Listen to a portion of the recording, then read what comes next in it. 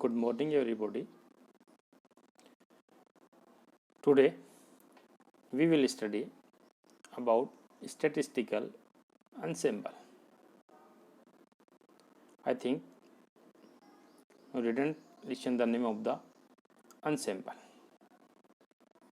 In last class, we discussed about statistical mechanics and terminology of statistical mechanics. In this, we studied microstates, macrostates, degeneracy, and so on. Now, ensemble. What is ensemble? We can say this is the mathematical approach, or this is tool to study a system in statistical mechanics.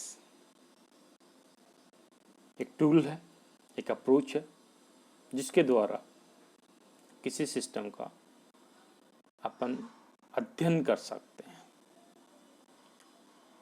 अब statistical mechanics और अपन कहेंगे thermodynamics, इसमें क्या relationship है? इसकी चर्चा से करने से पहले first we discuss of your syllabus. You are saying here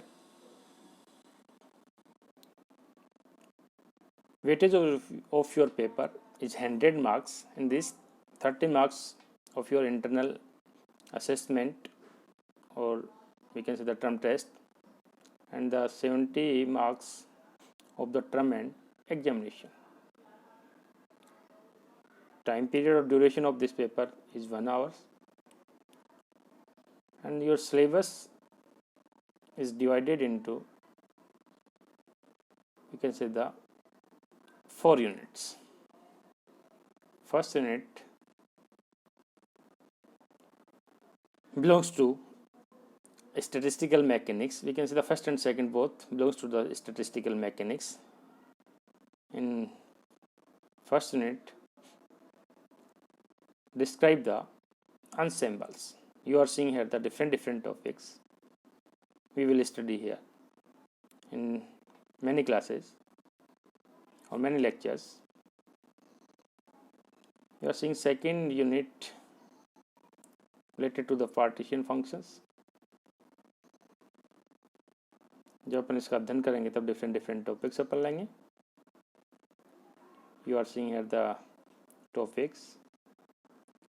Third units, theory of metals. इसमें भी आप टॉपिक्स देख रहे हैं different. And the fourth unit describe the band theory. प्रत्येक का अपन अध्ययन करेंगे अलग अलग लेक्चर्स में.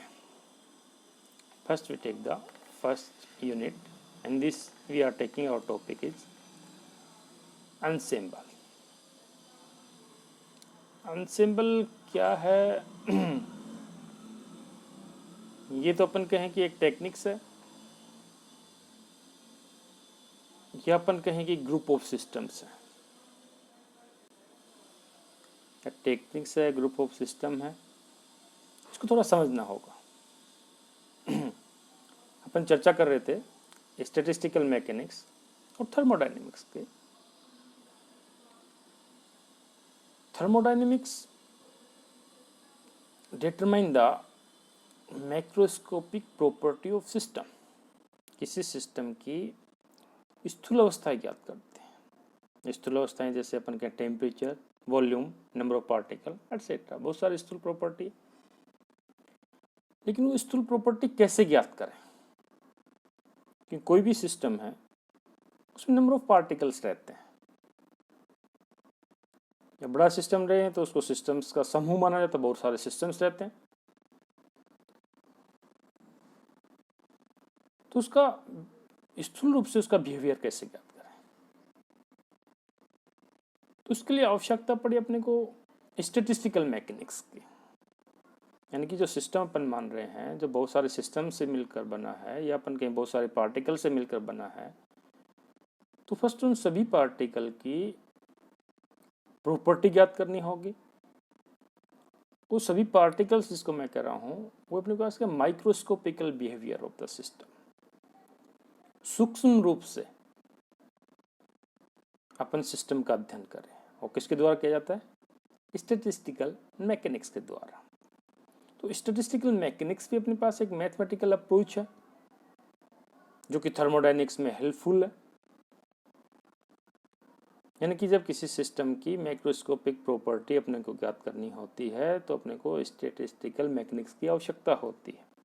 और स्टैटिस्टिकल मैकेनिक्स क्या है कि सिस्टम के माइक्रो बिहेवियर को ज्ञात करती है, यानी कि इसके अंदर जो पार्टिकल्स हैं उनकी प्रॉपर्टीज के बारे में बताते हैं। अब कुछ सिस्टम में तो असंख्य पार्टिकल हो सकते हैं। अब असंख्य पार्टिकल हैं तो उसकी प्रॉपर्टी कैसे ज्ञात करें? मान लीजिएगा एक मैक्रो प्रॉपर्टी अपने पास है टेम्परेचर, किसी सिस्टम का टेम्परेचर टी है। और सिस्टम में असंख्य पार्टिकल्स हैं। अब असंख्य पार्टिकल डिफरेंट स्टेट्स में हो सकते हैं। डिफरेंट पार्टिकल का टेम्परेचर कैसे ज्ञात करें? एक तो अपने पास ये टोटल टेम्परेचर यानी कि macroscopic property will be equal to the sum of the temperature of every particles. अब असंख्य जो पार्टिकल्स हैं उनकी प्रॉपर्टीज ज्ञात करना बड़ा मुश्किल रहता है, इट्स वेरी कॉम्प्लिकेटेड। तो उसके लिए अपने को स्टैटिस्टिकल मैकेनिक्स काम में लेते हैं। या अपन कहें कि स्टैटिस्टिकल मैकेनिक्स उनका एक एवरेज बिहेवियर देती है। अब उस जो सभी अपने पास असंख्य पार्टिकल्स हैं उनकी एवरेज प्रॉपर्टीज ज्ञात करता है। किसके द्वारा ज्ञात करेगा? उसके लिए डिफरेंट टेक्निक्स हैं। जैसे एनसेम्बल भी अपने पास एक टेक्निक्स है, और भी आगे आप अपन देखेंगे। तो यानी कि पूरा अपना एक कंक्लूड रूप में अपन कहें कि स्टैटिस्टिकल मैकेनिक्स थर्मोडायनेमिक्स की एक सहायक मैकेनिक्स है, उसकी सहायता करती है। आगे अपन देखते हैं इसको। अनसेम्बल को समझने से पहले, अनसेम्बल्स को मैंने टूल कहा, एक अप्रोच कहा। दूसरे वर्ड्स में कहूँ कि अनसेम्बल अपने पास नंबर ऑफ सिस्टम्स है। तो सिस्टम क्या है इसकी थोड़ी चर्चा अपन करेंगे। सिस्टम्स अपन कहेंगे नंबर ऑफ पार्टिकल्स। एक पार्टिकल भी सिस्टम हो सकता है, वो डिफरेंट केसेज है, लेकिन स्टैटिस्टिकल मैकेनिक्स में सिस्टम को अपन नंबर ऑफ पार्टिकल्स मान रहे हैं। अभी सिस्टम भी 3 प्रकार के हो सकते हैं जैसा आप देख रहे हैं,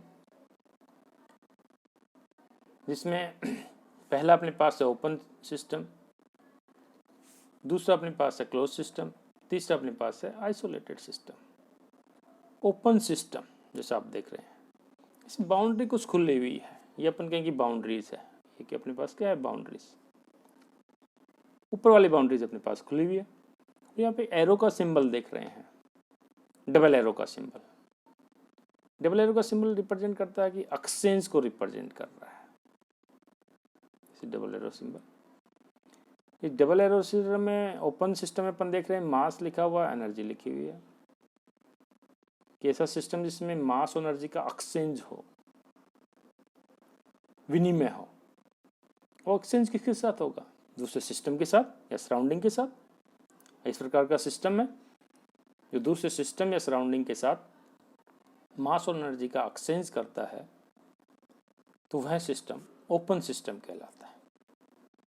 फिर अपने पास सेकंड अपन बात कर रहे हैं क्लोज सिस्टम की। इसमें अपन देख रहे हैं कि सिस्टम पूरा अपना क्लोज्ड है,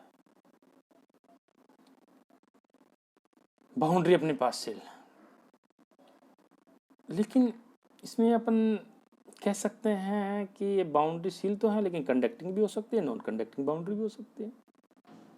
इसका मतलब अगर कंडक्टिंग है तो वहाँ पे एनर्जी का फ्लो हो सकता है, एक्सचेंज हो सकता है।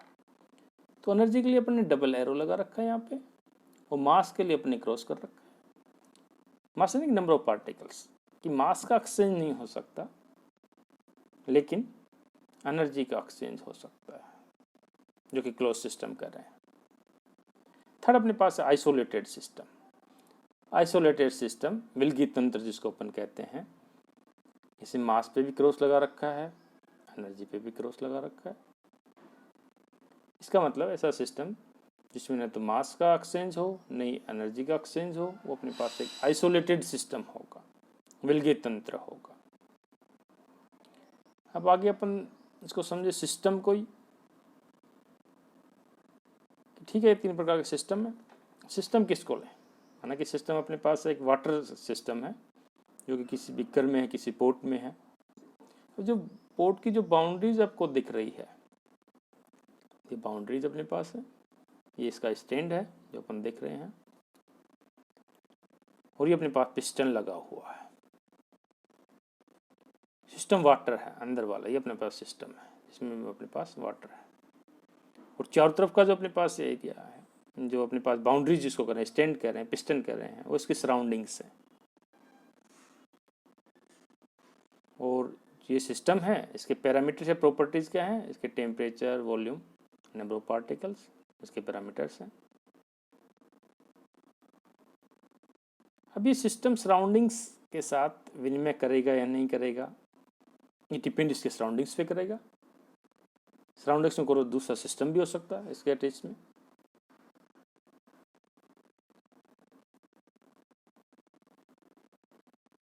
थर्मोडाइनमिक्स के अंदर सिस्टम अपन देखें कि सिस्टम क्या होगा, जिसको मैंने लिखा पार्ट्स ऑफ द यूनिवर्स। पूरा ब्रह्मांड अपन माने जिसमें अपन रहते हैं, बहुत सारे ब्रह्मांड तो आप जानते हैं। इसका वह पार्ट जिसमें अपन एक्सपेरिमेंट करते हैं, और इंटरेस्ट का फील्ड जिसका अपन डेटा लेना चाहते हैं, जिसपे अपन इन्वेस्टिगेशन करते हैं, एक्सपेरिमेंटल अथॉरिटिकल जो भी है, वो सिस्टम कहलाता है ब्रॉड व्यू में। फिर सराउंडिंग क्या होगी कि ब्रह्मांड के अंदर सिस्टम को छोड़ के, अपने इंटरेस्टिंग फील्ड को छोड़ के, जहाँ पे अपन एक्सपेरिमेंट कर रहे हैं उसको छोड़ करके ब्रह्मांड का शेष पार्ट सराउंडिंग होगा, सराउंडिंग कहलाता है। Vicinity of the system is also said the surroundings.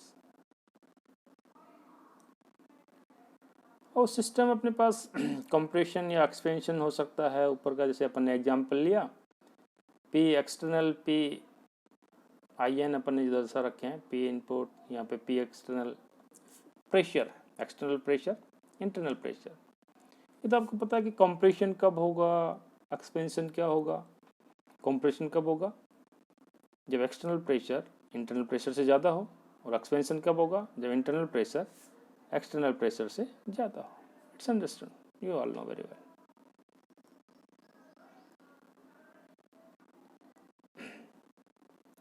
Now we comes on our topic ensemble. पहले बताया अनसेंबल एक टेक्निक्स तो है, एक टूल्स भी है। टेक्निक्स और टूल को कैसे यूज़ करें, तो उसका डिफरेंट जो दिया कि अनसेंबल क्या हो सकते हैं। मेन उद्देश्य रहता है कि अपने सिस्टम की प्रॉपर्टी ज्ञात करना है। अभी सिस्टम की प्रॉपर्टी अपने को जब ज्ञात करनी है तो उसको कैसे ज्ञात करें? तो सिस्टम्स को अनसेंबल माना। और अनसेंबल यहाँ पे जो डेफिनेशन अपन देखें, अनसेंबल मतलब collection of the large number of part system which are macroscopically identical,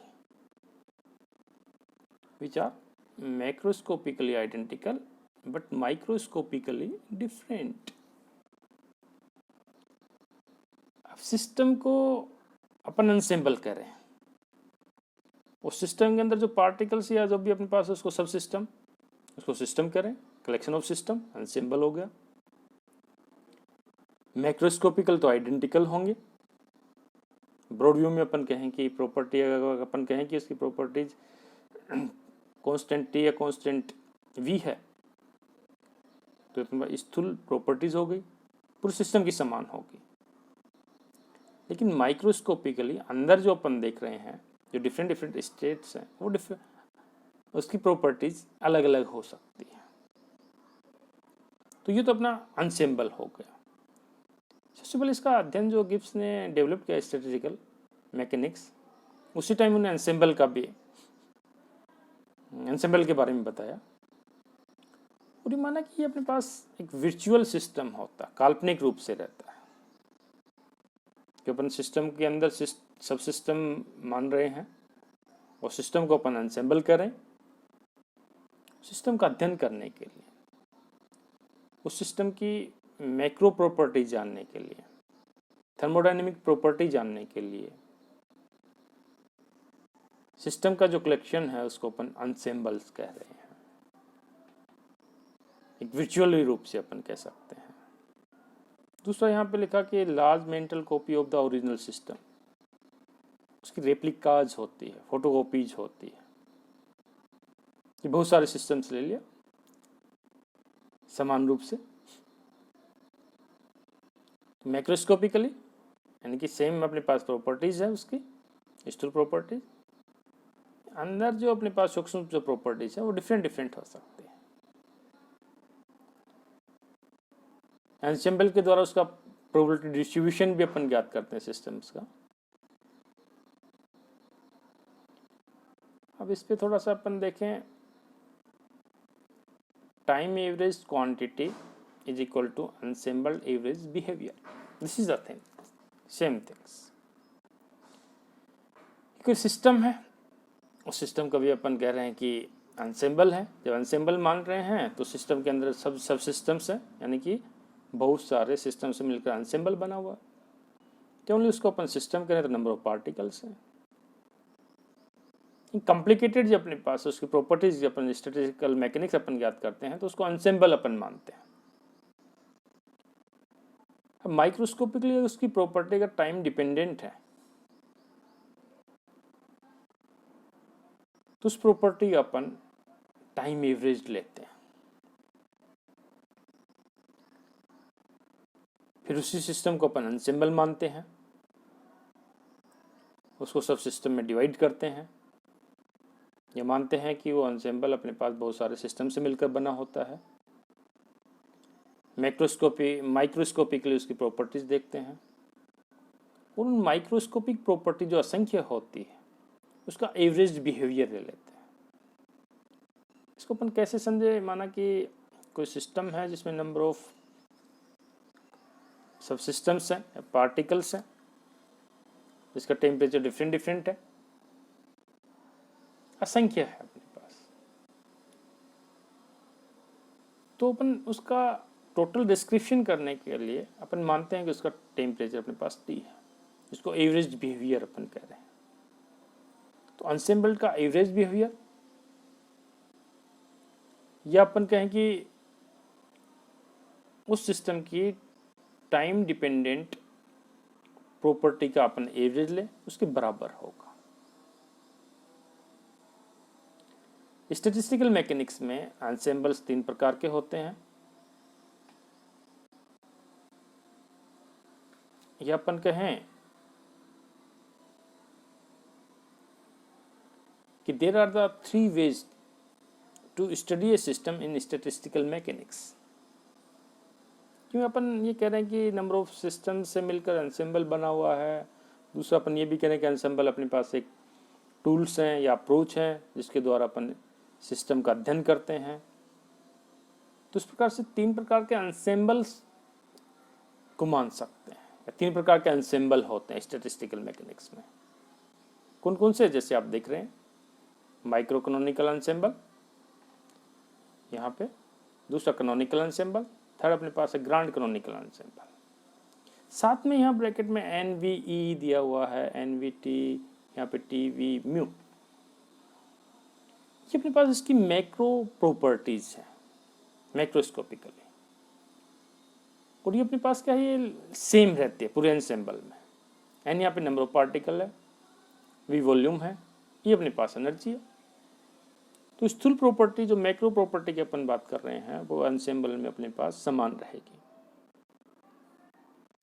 second canonical ensemble जिसमें NVT, T यहाँ पे टेम्परेचर है, इस एंसेंबल में पूरे सिस्टम की ये प्रॉपर्टीज अपने पास समान रहेगी, स्थूल प्रॉपर्टीज। थर्ड वाले में जिसको ग्रांड कैनोनिकल एंसेंबल कहते हैं, जिसका अध्ययन अपन आगे करेंगे तीनों का।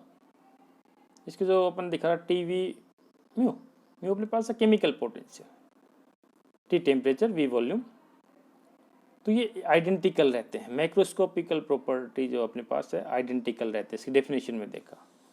और माइक्रोस्कोपिकली डिफरेंट रहते हैं, इंडिपेंडेंट रहते हैं। तो टी वी म्यू या जो अपन देख रहे हैं रेड कलर में दिस ये अपने पास क्या है मैक्रोस्कोपिकल प्रॉपर्टीज जो कि आइडेंटिकल रहते हैं। अब इसको समझें कि माइक्रो कैनोनिकल, कैनोनिकल और ग्रांड कैनोनिकल एंसेम्बल्स इसको किस प्रकार से दर्शा सकते हैं वर्चुअली रूप से। अपन मान के चलते सिस्टम है, उसको माइक्रो कैनोनिकल भी मान सकते हैं, कैनोनिकल भी मान सकते हैं, ग्रांड कैनोनिकल भी मान सकते हैं, लेकिन उसकी अलग अलग जो ये प्रॉपर्टीज हैं, अपन कहें कि कुछ उसके जो रेस्ट्रिक्शन है वो उस पर लागू होनी चाहिए।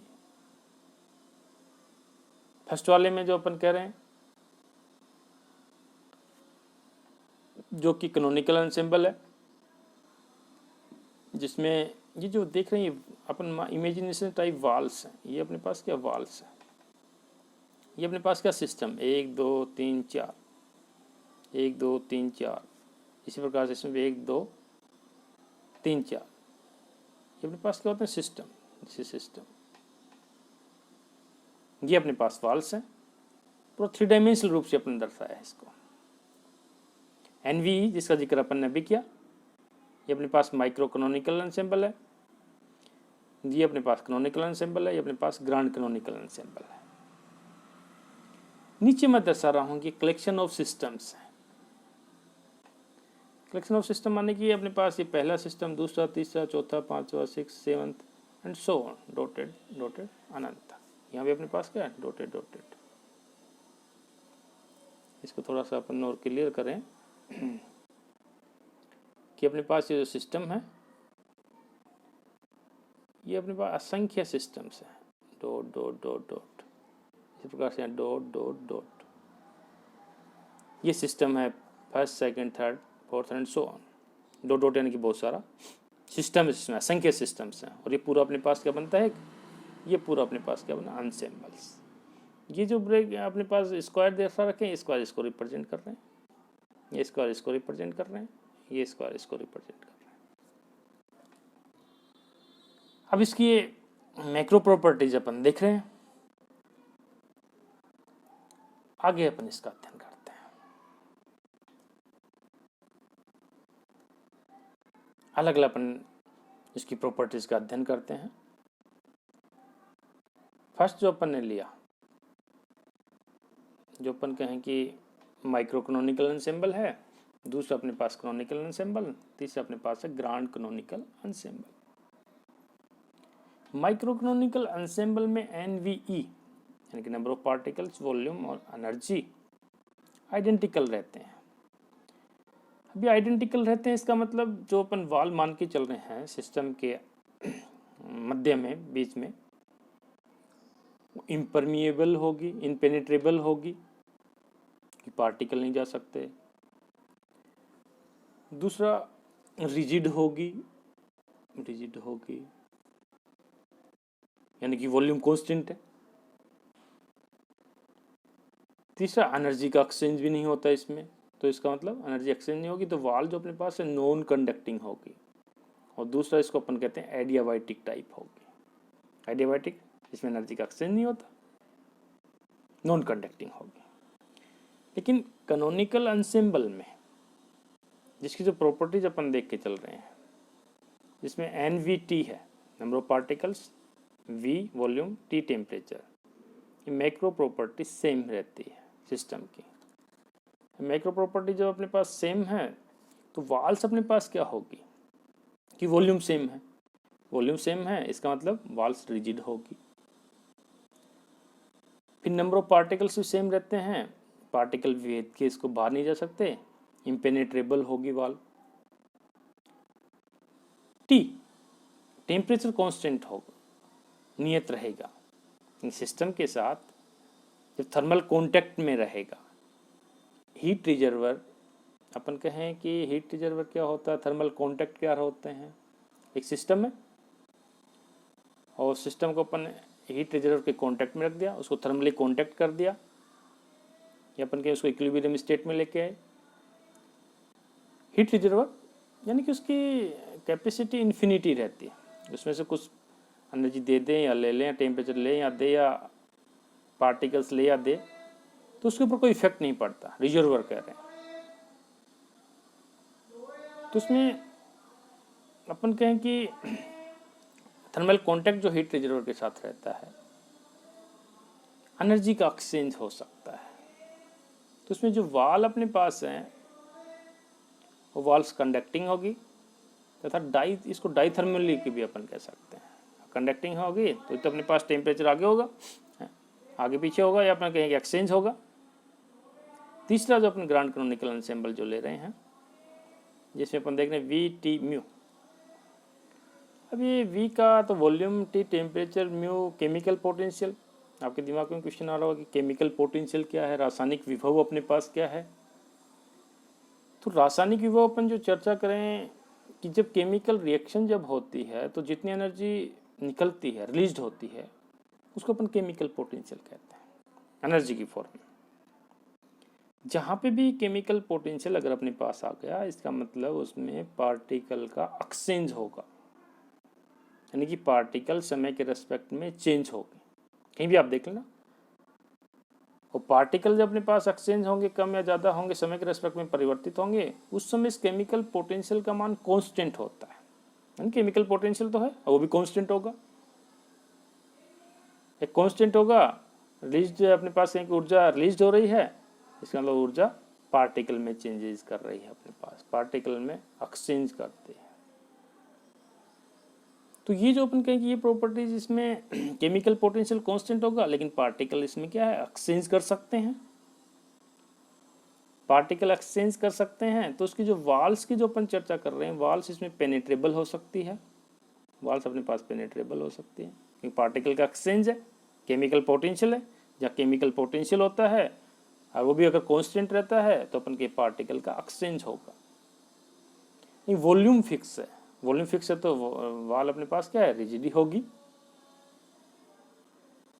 और अपने कहें कि इसमें जो वाल्स हैं रिजिड के साथ कंडक्टिंग होगी, इसमें एनर्जी का भी एक्सचेंज हो सकता है, कंडक्टिंग या डाइथर्मिकल होगा, उसको थर्मल कॉन्टैक्ट में अपन रख सकते हैं।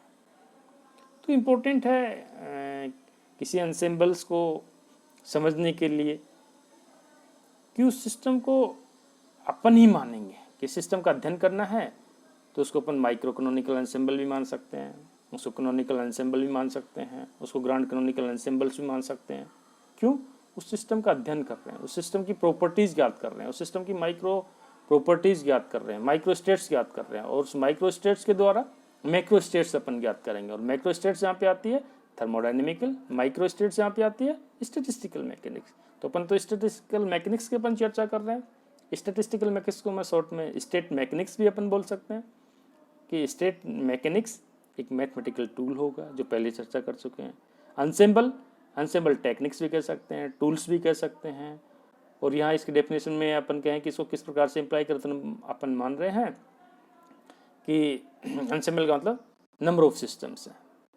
सबसे इंटरेस्टिंग और इम्पोर्टेंट बात अपन कहें कि किसी सिस्टम का अध्ययन करने के लिए अपन चाहे कोई सा भी अनसेम्बल यूज़ करें, चाहे माइक्रो कैनोनिकल करें या कैनोनिकल करें या ग्रांड कैनोनिकल अनसेम्बल यूज़ करें, सबका रिजल्ट एक जैसा आएगा। कौन सा बेस्ट रहता है वो उसके ऊपर डिपेंड करता है, उसकी रेस्ट्रिक्शन पे डिपेंड करता है।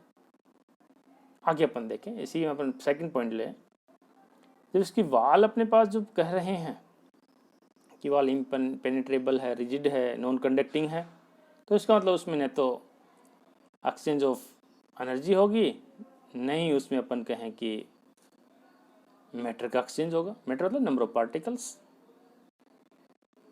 तो नए एक्सचेंज अपने पास, इसको विलगी तंत्र भी अपन कह सकते हैं, आइसोलेटेड भी सिस्टम भी कह सकते हैं, जो पहले अपन चर्चा की। इसमें थर्मली कॉन्टैक्ट रहता है, दूसरे में किसमें, कैनोनिकल एंसेम्बल में। तो यहाँ पे एक्सचेंज ऑफ एनर्जी होती है, एनर्जी का एक्सचेंज हो सकता है, लेकिन मैटर का नहीं, नंबर ऑफ पार्टिकल्स का नहीं। मैटर मतलब नंबर ऑफ पार्टिकल्स का एक्सचेंज नहीं होगा। तो जहाँ एनर्जी का एक्सचेंज हो, मैटर का नहीं हो, इसका मतलब सिस्टम कौन सा हो सकता है, क्लोज सिस्टम हो सकता है। फिर इसमें तो नंबर ऑफ पार्टिकल्स और एनर्जी दोनों का एक्सचेंज हो सकता है ग्रांड कैनोनिकल एंसेंबल में। तो अपने पास just like the open system की तरह से होता है। 3 अलग अलग एंसेंबल्स हैं, इमेजिनेशंस हैं, लेकिन ये इस पर रेस्ट्रिक्शन या ये शर्तें इस पर लागू होनी चाहिए। कौन सा एंसेंबल सिस्टम का अध्ययन करने के काम में लेंगे वो अपने ऊपर डिपेंड करता है। और रिजल्ट्स अपन देखेंगे सभी का सेम आएगा, रिजल्ट सेम आएगा। मैं पहले भी इसको डिस्कस किया कि डिफरेंट एंसेंबल्स किसी सिस्टम के लिए अपन यूज़ कर सकते हैं, लेकिन रिजल्ट अपना सेम आता है। जैसे आइडियल गैस के लिए अपन जब उसकी एनर्जी ज्ञात करते हैं तो आप चाहे माइक्रो कैनोनिकल एंसेंबल से ज्ञात करो, चाहे कैनोनिकल एंसेंबल से ज्ञात करो, चाहे ग्रांड कैनोनिकल एंसेंबल से ज्ञात करो, तीनों में एनर्जी सेम रहेगी। आगे फोर्थ पॉइंट अपन लेके चलते हैं। फोर्थ अपने पास है नो फ्लक्चुएशन। फ्लक्चुएशन नहीं होता, लेकिन फ्लक्चुएशन क्या है? फ्लक्चुएशन को अपन कहें कि किसी मेन वैल्यू से डेविएशन होना, कि मेन वैल्यू के आसपास उसमें कितना डेविएशन हो सकता है, कितना परिवर्तन हो सकता है, माध्य मान से कितना उसमें चेंज हो सकता है। कई जगह अपन देखेंगे माध्य वैल्यू, मान लीजिए अपने पास वॉल्यूम अगर वी आ रहा है तो वी के साथ वी प्लस डेल वी कर देते हैं, डेल वी। तो डेल वी अपने पास क्या होता है, उसका फ्लक्चुएशन बताता है कि वॉल्यूम में इतना फ्लक्चुएशन हो सकता है। तो यहाँ तो अपने पास पहले वाले माइक्रो कैनोनिकल एंसेंबल में न तो एनर्जी का एक्सचेंज होता है न मैटर का एक्सचेंज होता है, तो फ्लक्चुएशन किसका आएगा? किसी का नहीं, तो नो फ्लक्चुएशन होगा। लेकिन इसमें एनर्जी एक्सचेंज होती है सेकंड वाले में कैनोनिकल एंसेंबल में, तो इसमें एनर्जी का फ्लक्चुएशन हो सकता है। इसमें मैटर और एनर्जी दोनों का एक्सचेंज होता है। मैटर यानी कि नंबर ऑफ पार्टिकल्स यानी कि डेंसिटी से संबंधित, इसमें एनर्जी और डेंसिटी दोनों का फ्लक्चुएशन हो सकता है।